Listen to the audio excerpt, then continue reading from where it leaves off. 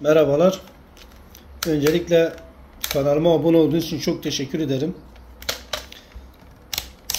Bugün bu fön makinesini tamir etmeye bakacağız. Bakalım ne eksik, ne yapabiliriz, nasıl yapabiliriz. Açıp bakacağız arkadaşlar. Bunun içine bozuk para kaçmış. Onun için bakalım ne olacak.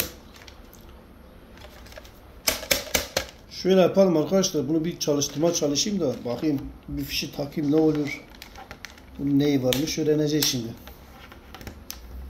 Siz de bu ara kanalıma abone olmayı unutmayın. Videoyu da beğenin arkadaşlar. Böyle daha iyi videolar, daha güzel videolar, daha kaliteli videolar çekmem için desteklerinize ihtiyacım var. Taktık fişimizi.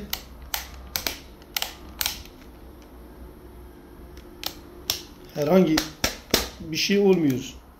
Açıp bakacağız. Bakalım neyi varmış. Şöyle aldım. Yeni gelişmiş bir stil tornavida. İnşallah bunun uçları olur. Olmazsa da artık yapacak bir şey yok. Şöyle açalım. Açılmıyor. Çok sağlam bağlamışlar. Aha. Alın. Arkadaşlar şuradan uç çıkaracağız. Bir saniye şöyle yakalım bunu. Ya sen evladım buraya.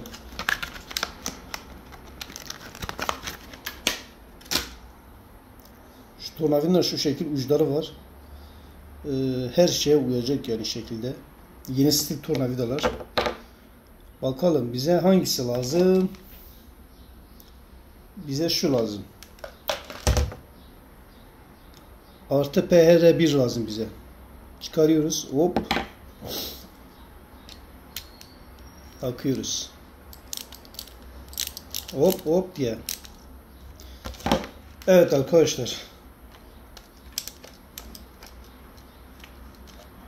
Maalesef ki yetişmiyor.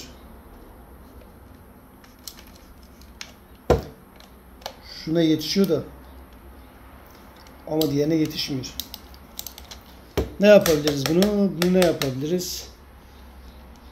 Bakayım bir yerde bir emanet var mı diye bakayım. Siz biraz bekleyin arkadaşlar. Tabii ki her zaman eski tip bir tornavida bulundurmak lazım. Bu yetişmedi. Bunun da ucu olursa iyi olur. Olmuyor ya. Arkadaşlar bakalım ama biz açacağız. Bizler zoru becereceğiz arkadaşlar. Şöyle bakıyoruz. Ha. Tut bakayım oğlum. Bu normalde çok iyi sıkılmış. Ama ben ne yapacağım? Bunu halledeceğim. Evet, şu şekil. Açacağız.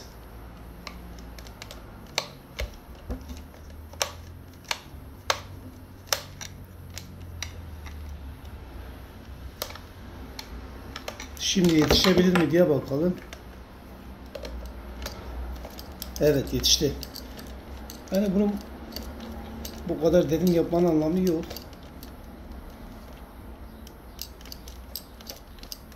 Hop. Biraz uzun vida atsalar misali daha güzel, çabuk, rahat çözülür. Daha iyi olur yani tamir edildiğinde.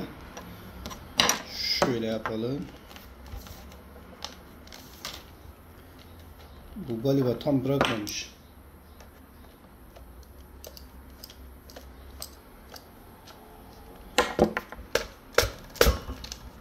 Tamam, bu da çıktı. Şimdi gelelim asıl meseleye. Arkadaşlar, bunun aparatına iyi bakmak lazım. Açtık, gördüğünüz gibi açtık. Problem pervanedeymiş arkadaşlar, bakın. Görüyorsunuz. O parçalanmış bir parça sıkıştı. Biraz önce çalıştırdığımız için. Ne kadar keskin ve ne kadar şey. Ben tahmin ediyorsam bunun kırılma sebebi bu sıcak üflediği için ısınıyor. Isındığında bu galiba şeyini kaybediyor. İşlevini kaybediyor. Yani ısınıyor, çürüyor. Bakalım. Öyle yapalım ki de Ceyran da çekmesin bizi. Galiba az önce sıkışmıştı, ondan çalışmıyordu. Evet. Demek ki sebep pervaneymiş arkadaşlar. Yani bu tür şeyler çok tehlikeli de normalde oradan çıktı ya. Nasıl az önce olduysa hani buradan attı da herhangi bir göze bir şeye temas ederse vallahi keser. Baksanıza ne kadar sivri. Acayip derece sivri, yani keskin. Biz ne yapacağız? Biz bunu değiştireceğiz. Tabii ki şu an elimde yok. Ne yapacağım? Ben bunu sökeceğim. Bir şeyler yapmaya çalışacağım.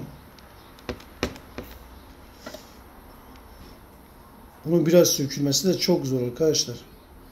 Hani bunu kesim şeklinde bir şekilde yapıp çıkarmak lazım. Şöyle yapalım. Yok.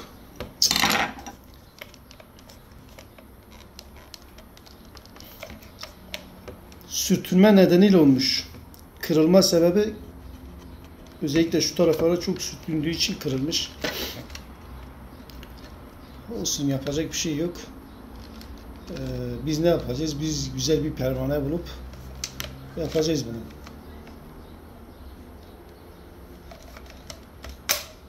Şöyle yine yerine takalım ki şey olmasın. Biz bunu da kırabilirsek güzel olur. Ama keskin. Elimizi keser bu. Bunu bir şekil yapıp çıkaracağız arkadaşlar artık. Şimdilik malzemem elimde olmadığı için videoyu burada sonlandırıyorum. Videonun devamı için lütfen beğeni yapın. Bol bol izleyin arkadaşlar. Takip yapın beni. Kendinize iyi bakın. Allah'a emanetsiniz. Yeni videolarda görüşmek üzere.